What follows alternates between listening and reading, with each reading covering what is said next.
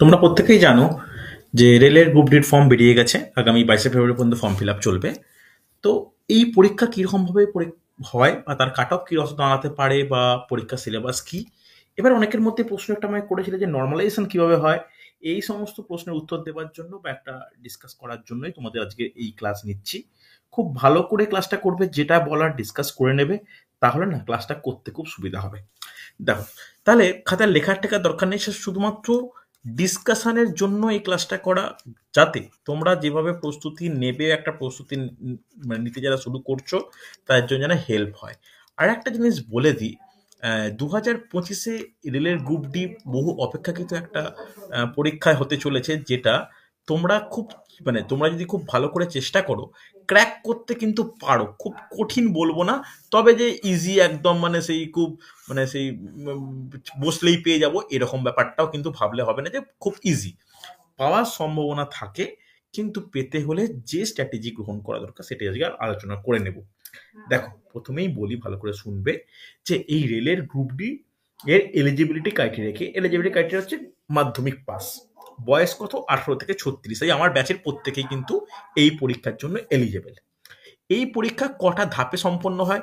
এই পরীক্ষার দুটো স্টেপ হয়।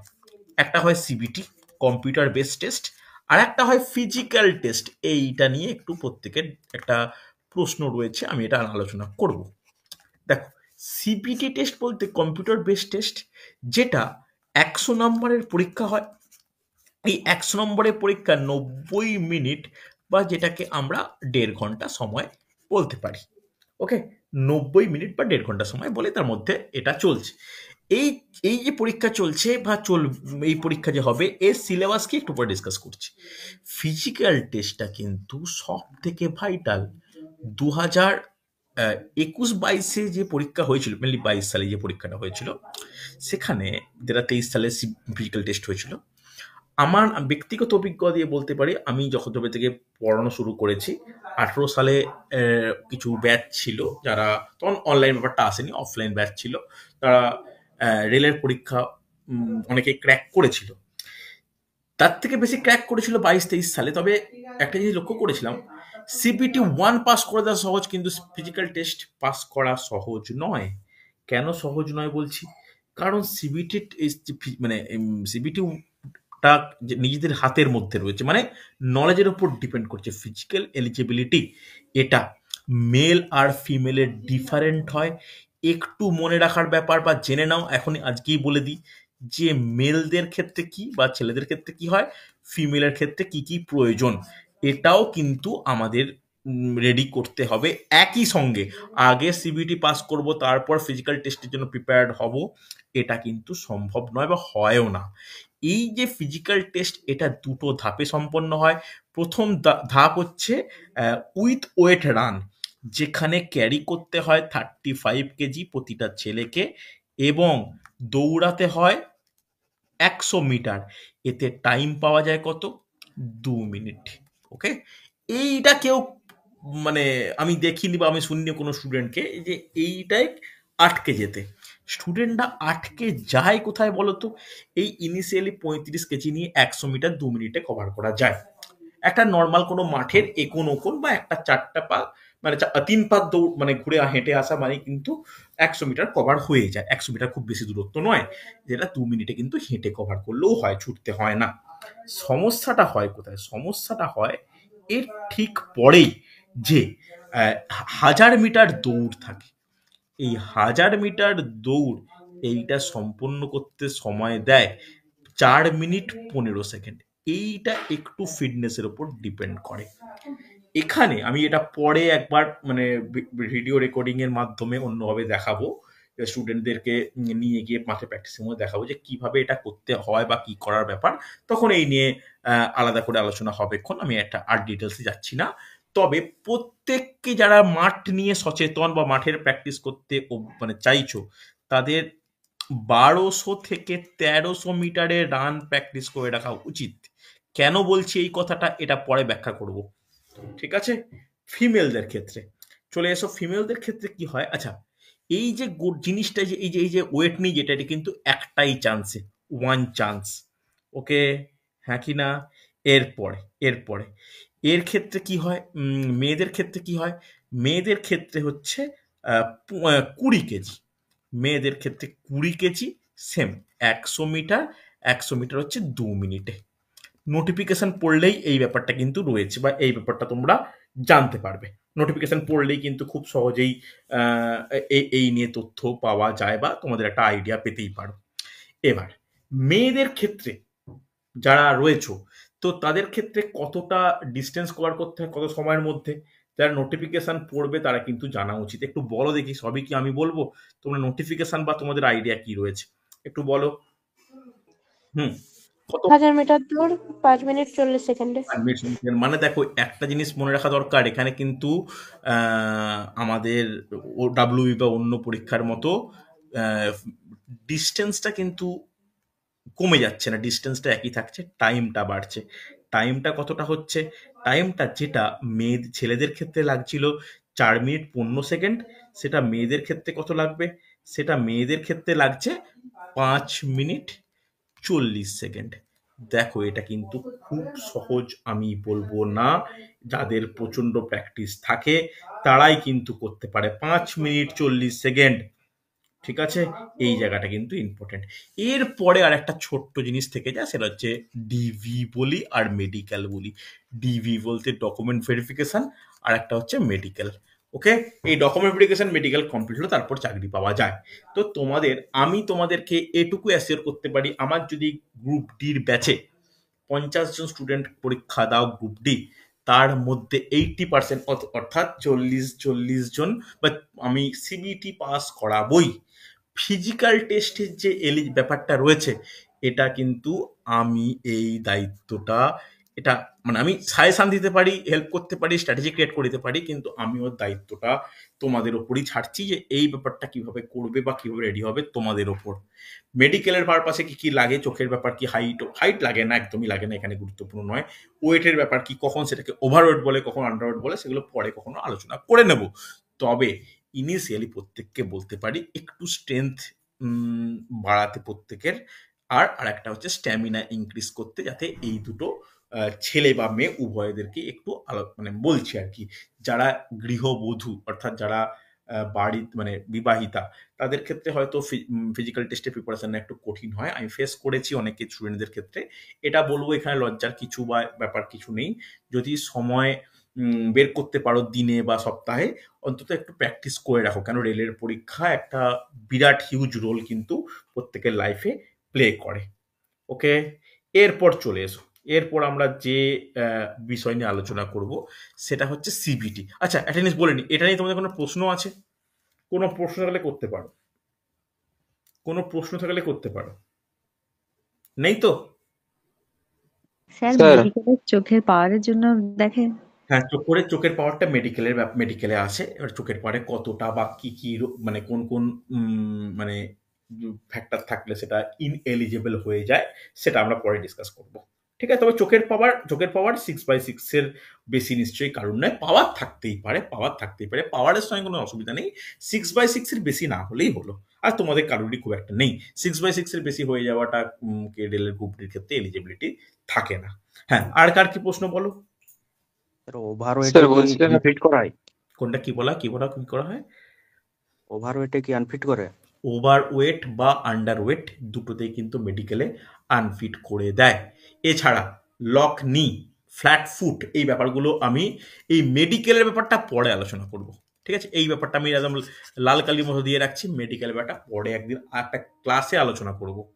ঠিক আছে, যাদের ফ্ল্যাট ফুট তাদের কিভাবে ফ্ল্যাট ফুট কাটাবে। আমার বাড়িতে একটা স্টুডেন্ট পড়তে আসতো, সে এখন রেলে চাকরি করছে, তার পুরো ফ্ল্যাট ফুট ছিল, কিভাবে তাকে মানে পায়ে ক্রেপ ব্যান্ডেজ আর একটা অ্যাঙ্কলেট কিভাবে পরে তারা মানে 6 মাস টানা থেকে ফ্ল্যাট ফুটটা কমে সে চাকরি করছে, এখন সে সাঁতরাগাছিতে পোস্টিং, আমার বাড়ির একদম কাছে একটা ছেলের বাড়ি। তো সে করেছে, সেই স্ট্র্যাটেজিগুলো তোমাদেরকে বলে দেবো যদি কোনো সমস্যা থাকে।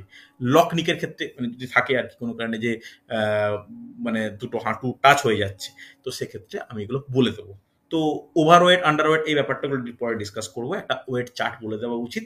দেখো, যে কোনো এলিজিবিলিটি মানে এমনি ক্লার্ক, ডাব্লিউবিসিএস, মিসলেনিয়াস এইসব ব্যতীত যে কোনো জায়গায় যখন ফিজিক্যাল টেস্ট ব্যাপারটা আছে না, তখন ওভারওয়েট আন্ডারওয়েট দুটো কিন্তু ফ্যাক্টর করে, হতেও পারে আবার নাও পারে, কিন্তু আমাদের এটা রেডি রাখা উচিত। হ্যাঁ, বলো কার কি প্রশ্ন আর এটা নিয়ে, কার কি একটা কি করছিলে? নিশ্চিন্তে বলো। স্যার ওয়েট নিয়ে পড়ে টরে গেলে বা কিছু হলে আবার ক্যারি করা যায় নাকি না না না মানে না, একদম একদমই একটা চান্স লেখাই আছে, একদম ওয়ান চান্স। তুমি পিছাতে পারবে না, তুমি ওয়েট রাখতে পারবে না, তুমি থামতে পারবে না, ঠিক আছে? এটা কিন্তু মনে রাখা প্রয়োজন। 35 কেজি ওজন কীরকমভাবে দেওয়া থাকবে সেটা একটা বিতর্কমূলক ব্যাপার। সেটা একটা তোমাকে ভিডিও আমি মানে এটা দেখো তো, যখন রেলের অ্যাকচুয়ালি মাঠ হয় সেটা তো আর ভিডিও করা যায় না বা ভিডিওর মধ্যে থাকে না। পুলিশের মাঠ তেমন না, দূর থেকে কাছে উঠে নয় একটা ভিডিও টিডিও হয়। রেলের ক্ষেত্রে যেখানে মাঠ সেটা পুরো একদম মানে সংরক্ষিত এরিয়া আর কি, তো সেখানে তো করা যায় না। তবু যারা পরীক্ষা দিয়েছে তাদের থেকে যে জানতে পারি যে মানে একটা সরু টাইপের কোনো তুষের বস্তা, সরু টাইপের বালির বস্তা বা কিছু এমন কিছু বস্তা যেটা শরীরকে হার্ট করবে না কিন্তু ওয়েট ক্যারি করবে, বা একটা বস্তায় থাকে না খুব একটা। তবে আমি একটা মানে রিভিউ দেখেছিলাম যেখানে হুবলিতে, হুবলি যেটা আগে পাটনা হুবলি ওই অঞ্চলে একটা ওরকম ভাবে বস্তার মতো করে মাঠ হয়েছিল, বস্তা দেওয়া ছিল, বস্তাটাকে তুলতে হচ্ছে, এমনকি তোলাটাও নিজের দক্ষতায়, কেউ হেল্প করছে না, এই ব্যাপারগুলো ছিল। তবে আমার যে কয়েকজন স্টুডেন্ট গত বছর পেয়েছে তাদের কিন্তু ওরকমের দু সাইডে দুটো ভাগ করা ছিল, তো তুলতে সুবিধা, সেটা নিতে সুবিধা, ক্যারি করতে সুবিধা, এরকম ব্যাপারটা ছিল। তবে হ্যাঁ, একটাই চান্স পাওয়া যাবে, এটা খেয়াল রেখো, একটাই চান্স পাওয়া যাবে। ওকে, ক্লিয়ার? চল এরপরে আর কোনো প্রশ্ন নেই তো এই টপিক, এই ব্যাপারে থাকলে বলতে পারো। নেই? চল এরপরে আমরা সিবিটি 1 নিয়ে আলোচনা করব। সিবিটি 1 বা সিবিটি নিয়ে দেখো, এই যে কম্পিউটার বেস টেস্ট, এই কম্পিউটার বেস টেস্টের সিলেবাস কি? এনটিপিসির যেমন সিলেবাস, রেলে কিন্তু তেমনই সিলেবাস। তাহলে এখানে 4টে সাবজেক্ট কিন্তু খুব গুরুত্বপূর্ণ, 4টে সাবজেক্ট কিন্তু খুব গুরুত্বপূর্ণ। কি কি সাবজেক্ট? প্রথমেই যেটা লাগে সেটা হচ্ছে খুব স্ট্রং হওয়া প্রয়োজন প্রত্যেকেরই। যারা নন বেঙ্গলি স্টুডেন্ট, আমি অনলাইনে একটা ইনস্টিটিউটে ক্লাস নেওয়ার সূত্রে কিছু মানে কি বলবো, নন বেঙ্গলি বাট একটা কথা ওয়ার্ড ইউজ করা উচিত কি উচিত জানি না, বিহারি স্টুডেন্টদের সঙ্গে পরিচয় হয়েছিল, একটা গ্রুপ অফ বিহারি স্টুডেন্ট। তাদের অঙ্কে করা দক্ষতা দেখে মানে ইমপ্রেসড হওয়ার মতো। ওই জায়গায় নিজেদের নিয়ে গেলে রেলের গ্রুপ ডি বলো, এনটিপিসি বলো বা স্টেট লেভেলের কোনো পরীক্ষা কোনো জায়গায় কিন্তু আটকাবে না, ঠিক আছে? রেলের পরে আর একটা যেটা আমাদের কাছে ইম্পর্টেন্ট সেটা হচ্ছে জিআই বা যেটাকে আমরা রিজনিং বলি। ওকে, জিআই বা যেটাকে রিজনিং বলি, ঠিক আছে? তারপরে যেটা ইম্পর্টেন্ট সেটা হচ্ছে সায়েন্স। ওকে, দেখো সেম টু সেম সিলেবাস লাগছে অনেকটা এর মতোই, এনটিপিসির মতোই। যারা আমার কাছে এনটিপিসির প্রস্তুতি নিচ্ছ তাদের কাছে কিন্তু গ্রুপ ডি আলাদা করে আর কোনো সমস্যা ক্রিয়েট করবে না, এটুকু বলে দিই। এবার এটা থেকে বাকিটা রয়েছে জেনারেল নলেজ। ওকে, এবার পরীক্ষায় এটাকে জেনারেল অ্যাওয়ারনেসও বলা হয়, আবার অনেক জায়গায় জেনারেল নলেজ বা জিকে হিসাবেও কনসিডার করা হয়। দেখো, ম্যাথের সিলেবাস তোমরা মোটামুটি জানো, আমি যখন ম্যাথ করাবো তখন সিলেবাস আমি গ্রুপে দিয়ে দেবো। রিজনিং এর সিলেবাসও জানো। সায়েন্সের ক্ষেত্রে কি পড়তে হবে জানো? সায়েন্সের কয়েকটা টপিক কিন্তু পড়া প্রয়োজন, যেটা আমি সাবজেক্ট ওয়াইজ ক্লাস করি। কি কি? Physics, chemistry, biology, EVS, environmental science, তারপরে সায়েন্স অ্যান্ড টেকনোলজি। এখন গ্রুপ ডি বলো বা এনটিপিসি বলো, সায়েন্স অ্যান্ড টেকনোলজি পার্টটা কিন্তু যথেষ্ট ইম্পর্টেন্ট, যার মধ্যে কম্পিউটার থেকে হিউজ একটা পোর্শনে কোশ্চেন আসতে লক্ষ্য করা যায়। আর জেনারেল অ্যাওয়ারনেসের মধ্যে গ্রুপ ডির ক্ষেত্রে যেটা বিশেষ করে ইম্পর্টেন্ট, দুটো টপিক। এই দুটো টপিক আমি সাবজেক্ট বাদ দিয়ে বলছি, সাবজেক্ট বলতে হিস্ট্রি, জিওগ্রাফি, কনস্টিটিউশন, ইকোনমিক্স বাদ দিয়ে দুটো জিনিস খুব ভালো করে করতে হবে। একটা হচ্ছে কারেন্ট অ্যাফেয়ার্স আর একটা হচ্ছে স্ট্যাটিক জিকে। কারেন্ট অ্যাফেয়ার্স আর একটা হচ্ছে স্ট্যাটিক জিকে। কারেন্ট অ্যাফেয়ার্সটা কিন্তু নিজের দক্ষতায় রেডি করবে। আমি কিছু কিছু ক্লাস এবার নেওয়া শুরু করব কারেন্ট অ্যাফেয়ার্সের। একটা ভালো ফ্রেশ খাতা বানাও যেখানে কারেন্ট অ্যাফেয়ার্স থাকবে, আর তার সঙ্গে স্ট্যাটিক জিকে।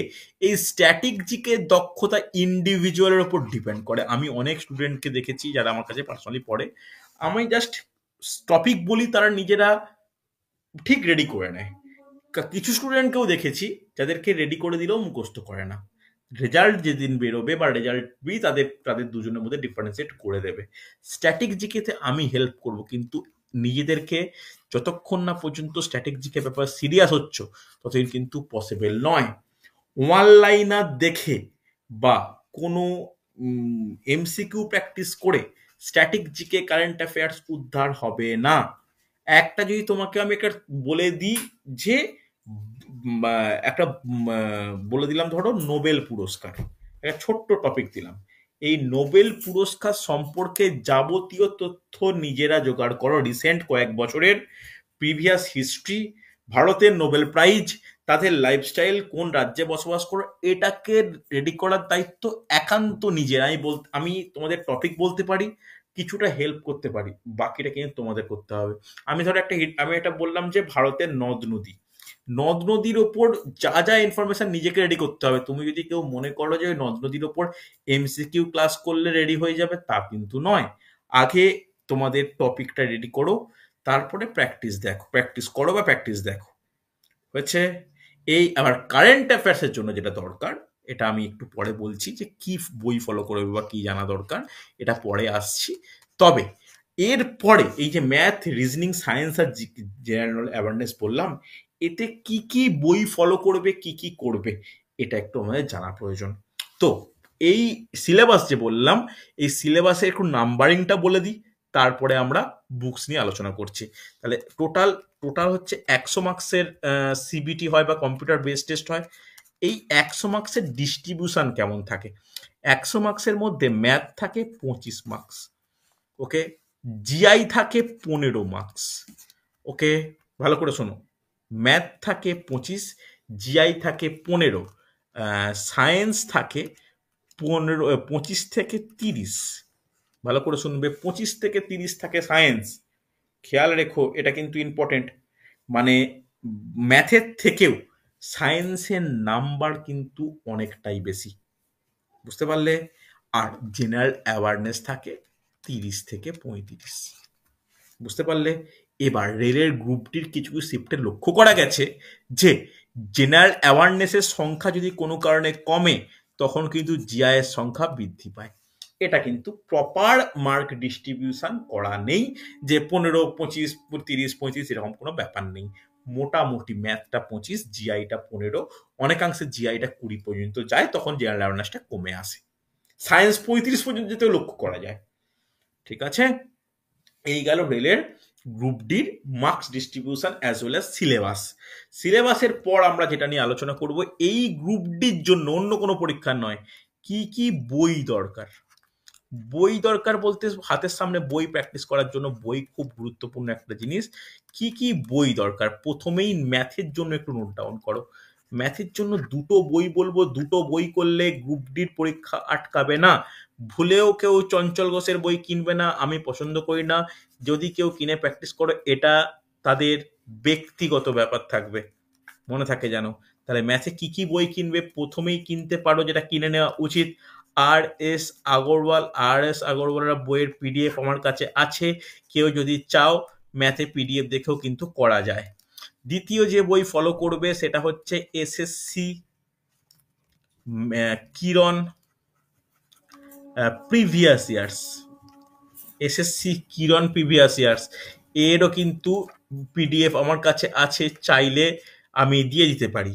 তৃতীয় যে বই ফলো করবে সুবীর দাস বাংলা ভার্সানে, ওকে। সুবীর দাসের বইয়ের পিডিএফ নেই, এটা পারলে কিনে নিতে হবে। এই তিনটে বইয়ের মধ্যে যে কোনো একটা বই থেকে শুরু করো, দুটো বই কমপ্লিট করতে হবে সম্পূর্ণ প্রিপারেশনের জন্য, বোঝা গেছে। দেখো, একটা বই প্রশ্ন করবে না স্যার একটা বই পড়লেই হবে, আমি বলবো না, হবে না। একটা বই পড়লে সেই রকম লেভেলে প্রিপারেশন যাবে না, কেন পরীক্ষা তো একবার দেওয়া স্কোপ পাবে। নেক্সট জিআই, জিআই এর জন্য কি বই পড়বে? জিআই এর জন্য আর.এস. আগরওয়ালের বই থেকে আরিহান্টের একটা মোটা বই পাওয়া যায়, যেটা একটু ভলিউমটা বড়। আরিহান্টের একটা বই ভালো আছে। তার সঙ্গে এসে প্র্যাকটিস করার জন্য এসএসসি কিরণ রিজনিং, ওকে, এসএসসি কিরণ রিজনিং এর হচ্ছে পিডিএফও আমার কাছে আছে, দেখে নিতে পারো। কারণ এই এসএসসির বইগুলোতে এসএসসি পরীক্ষায় রিজনিং যত রয়েছে, ম্যাথ যত রয়েছে, সব কিন্তু একত্রিত করে দেওয়া আছে। তাই এই বইগুলো আমি ফলো করতে বলি, পিডিএফ চাইলে নিয়ে নিতে পারো। বেঙ্গলি ভার্সানে সুবিদ দাসের বই রয়েছে, এছাড়া কিন্তু আর কোনো জিআই এর বই নেই। নেক্সট চলে এসো সায়েন্স। সায়েন্সের ক্ষেত্রে কি প্রয়োজন? দেখো, সায়েন্সের ক্ষেত্রে যেটা প্রথমেই বলি, এটা তোমরা শুনে অনেকেই ইগনোর করো, বড় বড় বই কেনার পেছনে ছোট। রেলের গ্রুপ ডি পাস করতে হলে প্রথমেই যেটা প্রয়োজন, প্রত্যেককে ক্লাস 9-10 ফিটে যেতে হবে। Class 9-10 physical science, life science, এইটাই enough. Physical science, life science, কোনো কেনার প্রয়োজন নেই, বই মানে খুঁজলে পাবে। বা এবছর মাধ্যমিক পরের মাসে শুরু হচ্ছে, মাধ্যমিকটি শেষ হবে, কোনো মাধ্যমিকের ছেলের কাছ থেকে 9-10 বই নিয়ে নাও, এনাফ। 11-12 বায়োলজি এনটিপিসির ক্ষেত্রে লাগবে, গ্রুপ বির ক্ষেত্রে নয়। 9-10 লাইফ সায়েন্স, ফিজিক্যাল সায়েন্স বই করো, এনাফ। যদি অন্য কোনো বই কিনতে চাও তাহলে আরেকটা বই বলতে পারি, বাংলা ভার্সানে সাতরা প্রকাশনী। সাতরা প্রকাশনীর লাল কালারের কভার একটা বই রয়েছে, কম্পিটিটিভ জেনারেল সায়েন্স এরকম নাম দেওয়া, ওটা খেয়াল পড়ছে না, ওটা রাখতে পারো। এর পিডিএফ কিন্তু আমার কাছে নেই।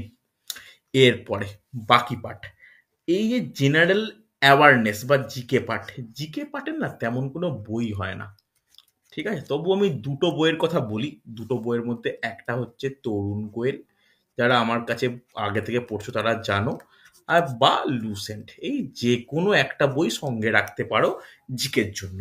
কারেন্ট অ্যাফেয়ার্সের জন্য যেটা লাগবে, যে পত্রিকা, নয় সাফল্য, না হয় পেশা প্রবেশ, না হলে অ্যাচিভার, যে কোনো একটা পত্রিকা মাসে কেনো, ঠিক আছে? প্রত্যেক দিনে দেখতে হবে না, মাসে কেনো। ইম্পর্টেন্ট পয়েন্টগুলো তোমরা খাতায় খাতায় নোট ডাউন করো।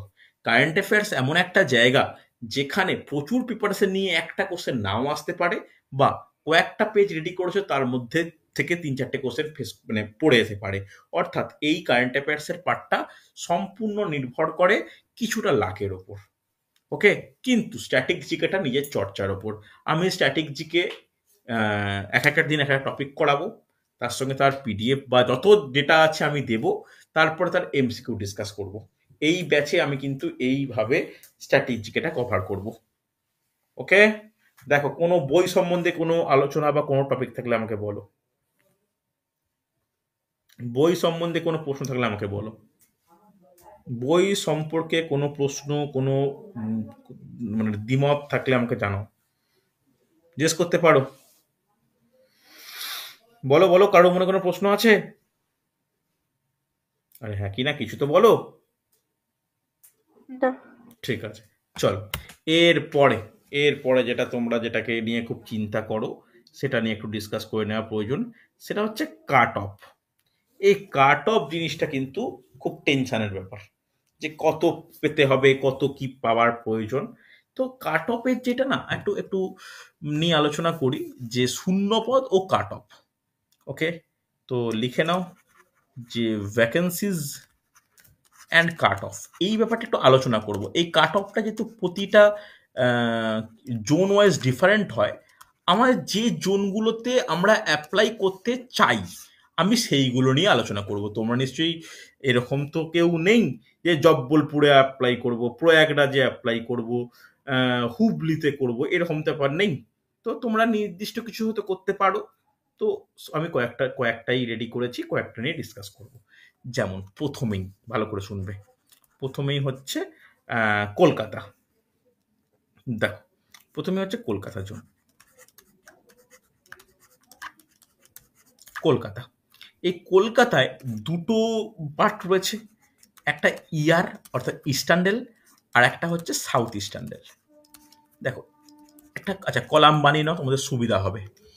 2000 24, অর্থাৎ এই বছরে ভ্যাকেন্সি মানে ভ্যাকেন্সি কত, টোটাল ভ্যাকেন্সি কত, এটাকে ডিসকাস করব। আর ঠিক আগের বছর বলতে এটা 2024 না, যেহেতু 25-এই বেরিয়েছে, পরীক্ষা 25 হবে, 25ই করা উচিত, এটা 24টা কেটে 25 করছি। আর ঠিক আগের বছর অর্থাৎ 2019-এ যে ফর্ম বেরিয়েছিল, যেই পরীক্ষাটা হয়েছিল 22-এ, তো আমি 19 থেকে 22 এইভাবে লিখছি। এর যে কাট অফ, এর এর মানে কাট অফ সরি বলছি, শূন্য পদ কিরকম ছিল এবং এর কাট অফ কিরকম হয়েছিল, এটা একটু ডিসকাস করে নেব। তাহলে বুঝতে পারবে যে কিরকম আমাদের কাট অফ টার্গেট মানে করতে হবে বা কিরকম মনে রাখাটা প্রয়োজন। 2025-এ তোমরা প্রত্যেকেই জানো যে টোটাল ভ্যাকেন্সি ইস্টার্ন রেলে কত আছে কলকাতা জোনে, 1817টি। আর 1044টা রয়েছে কিসে, সাউথ ইস্টার্ন রেলে। এই 2000 যদি আমি 19-22-এ চলে যাই, তাহলে এই 19-22-এ ভ্যাকেন্সি কত ছিল জানো? এই ইস্টার্ন রেলে ভ্যাকেন্সি ছিল প্রায় 5000, 4914। ভালো করে শোনো। আর মানে সাউথ ইস্টার্নে ভ্যাকেন্সি ছিল 10,873। মানে নিজেরা ব্যাপারটা ভাবো, মানে কিভাবে ভ্যাকেন্সি চেঞ্জ হয়েছে। মানে বলতে গেলে যদি আলোচনা করি, এর একদম 10% হয়ে গেছে, হ্যাঁ কি না? আবার এর কত পার্সেন্ট হয়েছে, এর প্রায় যদি এটাকে যদি 2000 ধরি, এটাকে যদি 5000 ধরি, তাহলে এর 25% হয়েছে। দেখো কিভাবে ভ্যাকেন্সি হয়েছে, আগের বছরের থেকে কিন্তু ভ্যাকেন্সিটা কিভাবে পাল্টে গেছে। তাহলে কাট অফটা কেমন ছিল, আগের বারে কাট অফ কেমন ছিল? আগে প্রথমে ইস্টার্নের যদি কাট অফ দেখি, ইস্টার্নের ইউআর কাট অফ ছিল, অর্থাৎ জেনারেল স্টুডেন্টদের কাট অফ ছিল 69.6, ঠিক আছে। ওবিসি কাট অফ ছিল 65.89, ওকে। এসসি কাট অফ ছিল 58.42, আর এসটি কাট অফ ছিল ওই কত 48.7, okay. General cut off, OBC cut off, SC cut off, ST cut off. EWS cut অফটা আরো কম, প্রায় এসির থেকেও কমে ছিল, 50-51 মতো ছিল, আমার ঠিক খেয়াল পড়ছে না, ওকে, আমার ঠিক খেয়াল পড়ছে না। হচ্ছে দেখো এই 4914 ভ্যাকেন্সির ওপর এই কাট অফ ছিল। এবারে কত কি করতে হবে, কি ব্যাপার, আমি পরে আসছি, কারণ কাট অফের সঙ্গে আলোচনা করতে হলে নর্মালাইজেশনটা আলোচনা করাটা বাধ্যতামূলক। তাহলে ইউআর, ওবিসি, এসসি, এসটি বললাম। একইভাবে তাহলে সাউথ ইস্টার্নে কাট অফটা একটু জেনে নেওয়া প্রয়োজন। সাউথ ইস্টার্নে ভ্যাকেন্সি বেশি, কাট অফও কিন্তু বেশি, এটা বড্ড রেলের ক্ষেত্রে আনএক্সপেক্টেড। ওবিসি কাট অফ হচ্ছে 64.6, ওকে। এসসি কাট অফ ছিল 54.9, ওকে। এসটি কাট অফ দেখো, এসটি কাট অফটা ছিল প্রায় 46.6। ভালো করে বোঝো, দেখো এটা নয় যে ভ্যাকেন্সি বেশি মানে কাট অফ কমবে, তার কিন্তু মানে নেই। আগের বারে 4900 ভ্যাকেন্সির ওপর কাট অফ ছিল, জেনারেল কাট অফ ছিল 69, 1 নাম্বার বেশি ছিল তার দ্বিগুণ সংখ্যক ভ্যাকেন্সির ওপর। ভালো করে বোঝো। আবার ওবিসি কাট অফ কমেছে, এসসি কাট অফ কমেছে, এসটি কাট অফ কমেছে, বুঝলে? তাহলে এইবার এই দুটো ভ্যাকেন্সির ওপর কত কাট অফ টার্গেট করা উচিত? অন্তত 76 ইউআর টার্গেট করা উচিত। বুঝতে পারলে? জাস্ট আমি বলছি না যে এটা পেয়ে গেলেই পাস, 80ও চলে যেতে পারে। তাই এটাকে সেফ মার্কস যদি করতে হয় তাহলে কিন্তু 80+ ধরা উচিত। আশা করি ভয় পাচ্ছ, ভয় পাওয়া উচিত। যদি ভয় পাও তাহলে দেখবে এখন থেকে প্রিপারেশন নেওয়া শুরু করতে পারবে। যদি বলো ওবিসি কাট অফ কত, ওবিসি কাট অফ 72 দেখা উচিত। আমি ওবিসি এ বি আমি আর আলাদা করছি না, ওবিসি 72 ধরে প্র্যাকটিস করা উচিত। 75+টাকে সেফ মনে করা উচিত। আরো বাড়তে পারে, মানে এটা কম হয়তো এখন মনে হচ্ছে। আমি পরীক্ষা শুরুর আগে আরেকবার টার্গেট তোমাদের দিয়ে দেবো, তখন হয়তো 85-80 এরকম মনে হতে পারে। এসসি কাট অফ কিন্তু প্রায় 69 টার্গেট করা উচিত, সেফ কিন্তু 72। এসটি কাট অফ কিন্তু প্রায় 58 কাছাকাছি এগোতে পারে, সেফ কিন্তু 60+ ধরা উচিত। আমি এটা বললাম একটা মানে আন্দাজে। এটা কিন্তু বলবো না যে মানে এটাকেই করা উচিত। ম্যাক্সিমাম যতটা হয় সেটাই কিন্তু তোমাদেরকে মানে করতে হবে বা অ্যাচিভ করতে হবে। দেখো, কলকাতা জোনের ভ্যাকেন্সি আশা করি প্রত্যেকেই কলকাতায় ফর্ম ফিল আপ করবে, কলকাতা জোন। তাই কলকাতা জোন নিয়ে আমি ডিসকাস করলাম। যদি কলকাতা ছাড়া অন্য জোনের কথা মানে চিন্তা করো, তাহলে আমাকে বললে আমি তোমাদেরকে বলতে পারি। আর কোনো জোনের সম্বন্ধে জানতে চাও বা অন্য কোনো জোন নিয়ে কি ফর্ম ফিল আপ করতে চাও, আমাকে তাহলে বলো, আমি তাহলে সেটা বলবো। আশা করি প্রত্যেকে আমার কাছে যারা এই মুহূর্তে ক্লাস করছো, যে 30-40 জন, তারা হচ্ছে প্রত্যেকেই কলকাতা জন্যই ফর্ম ফিল আপ করবে, এই দুটোর মধ্যে যে কোনো একটা। তো তাদের ক্ষেত্রে বলতে পারি যে তোমরা এইটাকে টার্গেট করে এগো। এমন কেউ আছো যারা কলকাতা জন বাদ দিয়ে অন্য কোনো জন্য ফর্ম ফিল আপ করতে চাও? বলো, রেসপন্স করো। আছো কি এমন কেউ? স্যার মুর্শিদাবাদ জোনটা না, একবার বলেন। মুর্শিদাবাদ জোন হয় না, মুর্শিদাবাদের তো কোনো ব্যাপার নেই। মুর্শিদাবাদ থাক, নয় কলকাতা জোন, নাহলে গৌহাটি জোনে করতে হয়। এখন মুর্শিদাবাদ জেলায় জেলায় তো কোনো জোন হয় না, মেন তো কলকাতা জোন। পশ্চিমবঙ্গের প্রত্যেকেই কলকাতা জোনেই করে। কলকাতা না হলে কলকাতার নিকটবর্তী ভুবনেশ্বর, কলকাতার নিকটবর্তী আর কি আছে, গৌহাটি, এই দুটোই রয়েছে। কিন্তু এনটিপিসিতে যেমন মালদা জোন ছিল, এনটিপিসিতে যেমন শিলিগুড়ি জোন ছিল, এখানে ওই রকম ভাবে ভাগ নেই। Okay, south eastern rail Kolkata, eastern rail Kolkata, না হলে হচ্ছে নর্থ ফ্রন্টিয়ার রেলওয়ে গৌহাটি, না হলে south eastern eastern coastal railway ECR যেটাকে বলি ভুবনেশ্বর। ওকে, তো এখানে কিন্তু যারা পশ্চিমবঙ্গের আছে তারা কিন্তু কলকাতা জন্যই অ্যাপ্লাই করা উচিত বলে মনে হয়। গৌহাটিতে ভ্যাকেন্সি অনেকটাই রয়েছে, কলকাতার থেকে বেশি রয়েছে। 2048 খানা রয়েছে। গৌহাটিতে চাইলেও কিন্তু করতে পারো। ঠিক আছে, গৌহাটির গত বছরের কাট অফ গিয়েছিল 60, জেনারেল কাট অফ অনেকটাই কম যায়। এবারে খুব বেশি হলে 72 থেকে 74 যাবে, কখনোই 75 পেরোবে না গৌহাটির ক্ষেত্রে। ঠিক আছে, যারা বাইরে যেতে চাও তারা, ছেলেদের ক্ষেত্রে বলছি, মেয়েদের ক্ষেত্রে বলছি না, গৌহাটি করতে পারো। কেন, গৌহাটির সঙ্গে কলকাতার কাট অফের ডিফারেন্স 10 নাম্বার থাকবেই থাকবে। ওকে, আর ভ্যাকেন্সিও গৌহাটিতে কলকাতার থেকে বেশি। কলকাতার দুটো মিলিয়ে 2800, ওর একারই প্রায় 2048টি হয়েছে। হয়েছে কোনো, এটা নিয়ে কোনো ডাউট থাকলে, প্রশ্ন থাকলে বলো আমাকে। কোনো প্রশ্ন নেই তো? রেসপন্স করো। আরে হ্যাঁ কি না কিছু তো বলো। স্যার গৌহাটিতে প্রায় 10 মার্কের মতো ডিফারেন্স থাকে। থাকবে, গত বছর তাই বলে তাই হচ্ছিল। গত বছরে 70 নাম্বার ছিল, 70 ছিল কলকাতা, 70 মানে সেমই ধরো, কিন্তু জেনারেল কাট অফ ছিল 60 গৌহাটিতে। এবারও তাই হবে, এবারে 75 কখনোই গৌহাটি পেরোবে না, কিন্তু প্রায় 80, 82, 85 পেরিয়ে যেতে পারে কলকাতার কাট অফ। গৌহাটিতে কিন্তু 10 থাকে। আমি যারা ছেলেদের যারা আমাকে জিজ্ঞেস করে, আমি কিন্তু গৌহাটি করতে অনেককেই বলি। ঠিক আছে, হয়েছে। চলো, এরপরে আর একটা জিনিস নিয়ে আমি আলোচনা করতে চাই। এই জিনিসটা তো, হ্যাঁ বলো বলো বলো। গুয়াহাটিতে দেখি গুয়াহাটিতে এক্সাম পড়বে না, এক্সাম কলকাতা দিলে কলকাতাতেও পড়বে না। এক্সাম কলকাতা দিলে কলকাতাতেও পড়বে না। জোনের সঙ্গে এক্সামের কোনো মানে ব্যাপারই নেই। যারা মেয়েরা তাদের এক্সাম কলকাতাতে পড়বে, ছেলেদের এক্সাম ভারতের যে কোনো প্রান্তে পড়তে পারে। আচ্ছা বেশিরভাগ পড়ে সাউথ মানে উড়িষ্যা, সাউথ ইন্ডিয়া, এই সাইডটাই পড়ে। উড়িষ্যা, তেলেঙ্গানা, অন্ধ্রপ্রদেশেই ছেলেদের পড়তে লক্ষ্য করেছি বিগত 2 বছরে। বেশিরভাগই ভুবনেশ্বর পড়ে, ভুবনেশ্বর, কটক, বালেশ্বর, পুরী, ওদিক সম্বলপুর, রায়পুর, ওই দিকটাতেই মেনলি পড়ে। ঠিক আছে, চল লাস্টে একটা ছোট্ট জিনিস আলোচনা করি। এই আলোচনাটা তোমাদের মাথার উপর দিয়ে বেরিয়ে যাবে, জানি না এখন করা উচিত কিনা। সেটা হচ্ছে নর্মালাইজেশন। এটা একটা শুনে তোমাদের একটু খুশি লাগবে, মানে এত তো ভয় দেখালাম, তো একটা জিনিস জানানো উচিত যে কিছু জিনিস কিন্তু পজিটিভও রয়েছে এত নেগেটিভিটির মধ্যে।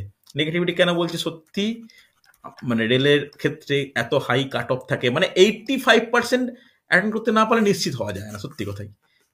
তার মধ্যে একটা ভালো খবর হচ্ছে নর্মালাইজেশন। নর্মালাইজেশনের একটা ফর্মুলা রয়েছে।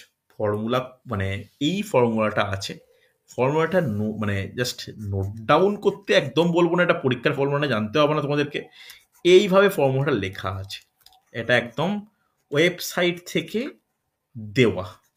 আমি ব্যাখ্যা পরে করছি, আগে যেভাবে দেওয়া আছে সেটাকে আমি লিখছি। এত ব্যাচে এত জায়গায় এইটা ব্যাখ্যা করতে হয়েছে, এই ফর্মুলাটা মানে যারা বের করেছে হ্যাটস অফ টু দেম, যে যথেষ্ট ক্রেডিট সহকারে এটা বের করেছে, যাতে কারোর মধ্যে কোনো ক্ষোভ না থাকে। দেখো আমি কিউ আর জি কিন্তু আলাদা বোঝার চেষ্টা করো। এই হচ্ছে ফর্মুলাটা। মানে কি, রেলের পরীক্ষা তো একদিনে একই টাইমে হচ্ছে না। রেলের পরীক্ষা হয় অন্তত 13 থেকে 20টা শিফট, মানে সরি 13 থেকে 20টা দিনে। প্রতিদিনে কটা করে শিফট হয়? 3টে করে শিফট, মানে ম্যাক্সিমাম মানে 60টা পর্যন্ত শিফট হতে পারে। তাহলে 60টা টাইপের কোশ্চেন আসবে, মানে 60টা কোশ্চেনের সেট তৈরি হবে। তুমি একটা পরীক্ষা দিয়ে এলে, বললে যে আমার শিফটটা সহজ, আমি স্যার 91টা অ্যাটেম্প করে এসেছি। পরে সন্ধেবেলা শিফটটায় যে পরীক্ষা দিতে গেল, সে বললো আমার শিফটটা কঠিন, আমি মাত্র 61 অ্যাটেম্প করেছি। এই যে আমার কঠিন তোমার সহজ, তোমার কঠিন আমার সহজ, এই কঠিন সহজ কথাটা তো আপেক্ষিক। কারোর যেটা কঠিন লাগে অপরের সেটা সহজ লাগতে পারে, কারোর যেটা সহজ লাগে অপরের সেটা কঠিন লাগতে পারে। এই কথা ভেবে যখন শিফট বেশি হয়, একাধিক শিফটে পরীক্ষা হয়, একাধিক সেট অফ কোশ্চেন তৈরি করতে হয়, তখন নর্মালাইজেশনের ব্যাপারটা আসে। আর এটা হচ্ছে নর্মালাইজেশনের ফর্মুলা, ঠিক আছে? যেখানে এই যে প্রথম পার্টটা, ভালো করে কথাটা ধীরে ধীরে বুঝবে, এমটিজি। এই এমটিজিটা কি? এমটিজিটা হচ্ছে, ভালো করে শুনবে, ধরো আমি 4টে শিফট নিয়ে আলোচনা করছি, বা 3টে শিফট নিয়ে আলোচনা করছি। 3টে শিফটে একটা ছেলে পেল, হাইয়েস্ট নাম্বার পেয়েছে প্রথম শিফটে কেউ 91, পরের শিফটে পেয়েছে 90, তারপরে শিফটে পেয়েছে 94। তাহলে 3টে শিফটের, ভালো করে বুঝবে, হাইয়েস্ট কোনো না কোনো ছেলে তো নাম্বার পেয়েছে, পেতেই পারে। তাহলে হাইয়েস্ট নাম্বারের গড়, ঠিক আছে? ধরলাম কোনো একটা 3টে শিফট মিলিয়ে একটা স্টুডেন্টের, মানে একটা স্টুডেন্ট নয়, মানে 3টে শিফটের হাইয়েস্ট নাম্বারের গড় হলো 91, হতেই পারে। 3টে শিফটের গড়, সেটা একটা কেউ 95 পেয়েছে, একটা 90 পেয়েছে, একটা 88 পেয়েছে, গড় করে 92 দাঁড়ালো, হতেই পারে। আমি ধরলাম যে 3টে শিফট মিলিয়ে তাদের গড় হচ্ছে 91। আরো বেশি হতে পারে, কমও হতে পারে। বেশি কখন হবে? কোশ্চেন সহজ হলে। কম কখন হবে? কোশ্চেন কঠিন হলে। এবার নেক্সট কি বলেছে? এমজিকিউ। এই এমজিকিউটা কি?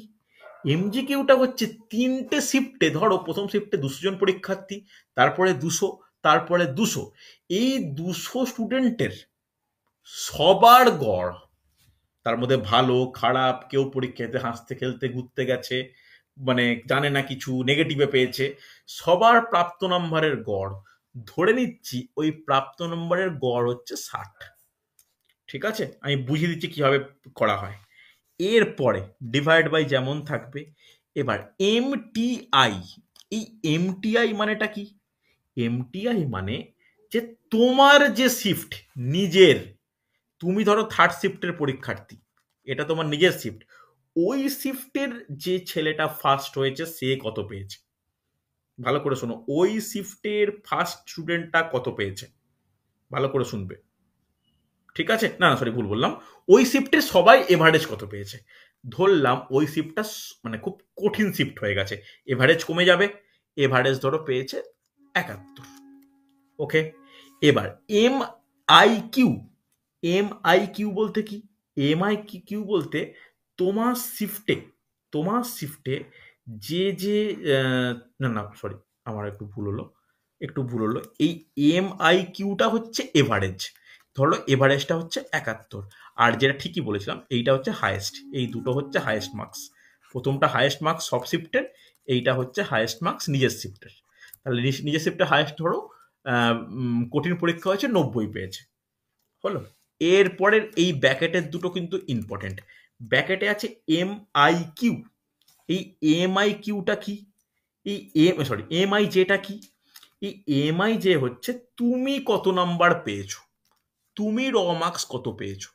তুমি ধরো তোমার এভারেজ তোমাদের ব্যাচে 71 পেয়েছো, 71 হয়েছে, তুমি আরো কম, তুমি ধরো 65 পেয়েছো, হোক 65 হোক।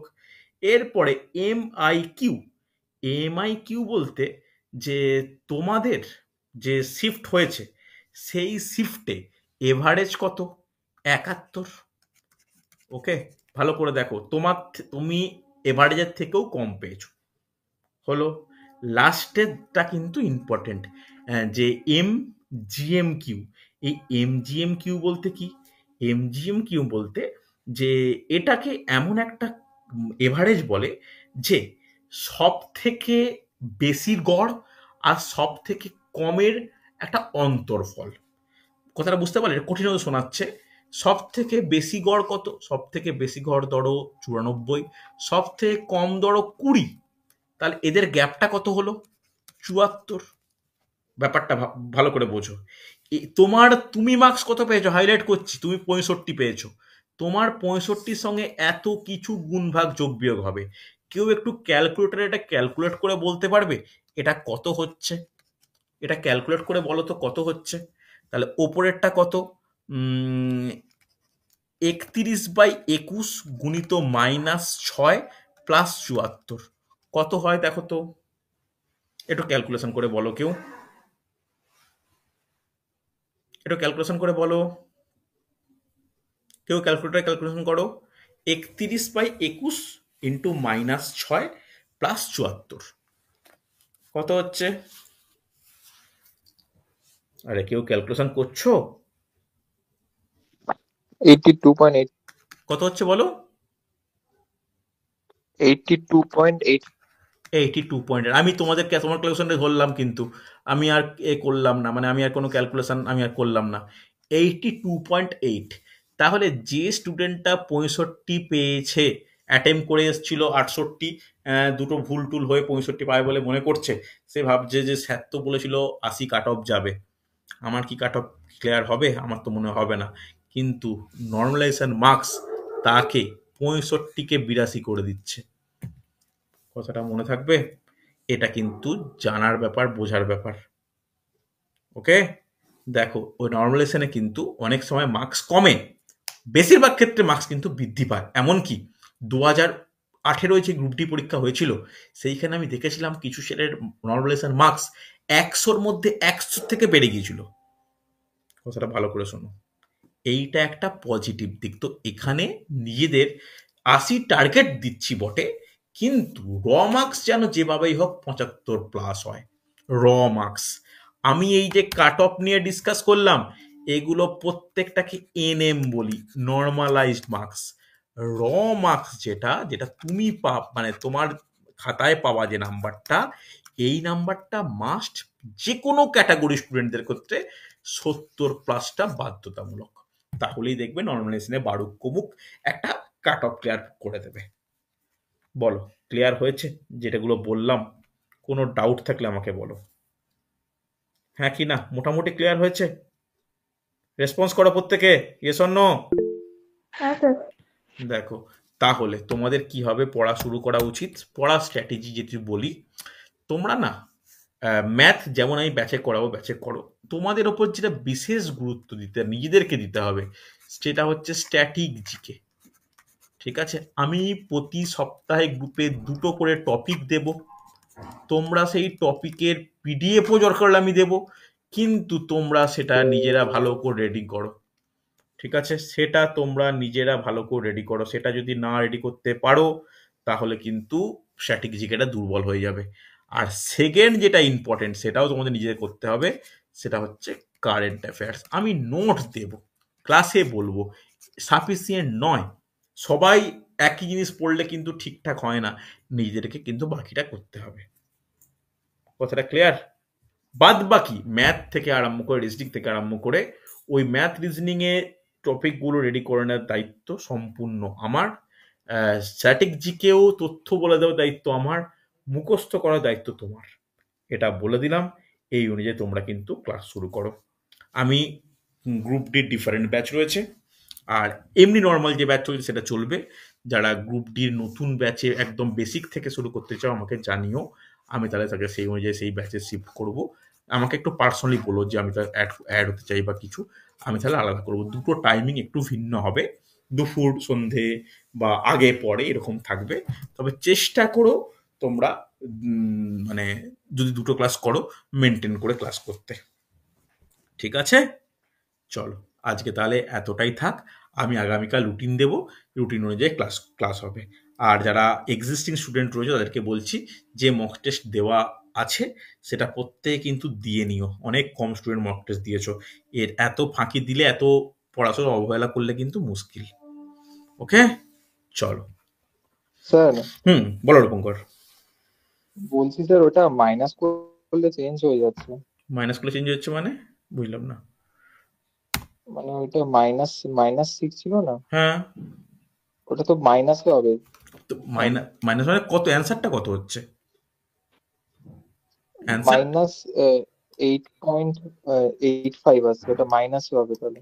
মাইনাস মানে কি, মানে কত হবে? 75 থেকে মাইনাস হয়ে যাবে 8.85। তাহলে সেটা কত হচ্ছে? আর আমি ক্যালকুলেশন অ্যান্সার চাইছি রে বাবা, কি মুশকিল। আমি জানি না, আমাকে 82 বলে আমি লিখলাম। 65.14 হয়ে যাবে। ওকে 65.1, 65.1।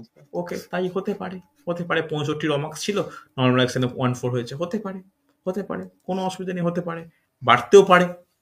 যদি হচ্ছে এই 65 জায়গায় যদি 72 হতো, অনেকটা বেড়ে যেত, হ্যাঁ কি না? বাড়তেও পারে, কমতেও পারে, এটা নিয়ে কোনো ব্যাপার নেই। কমে না সাধারণত, খুব খারাপ না পরীক্ষা দিলে। মোটামুটি যদি দেখো, এভারেজ স্টুডেন্টদের তো নাম্বারটা কমই থাকে।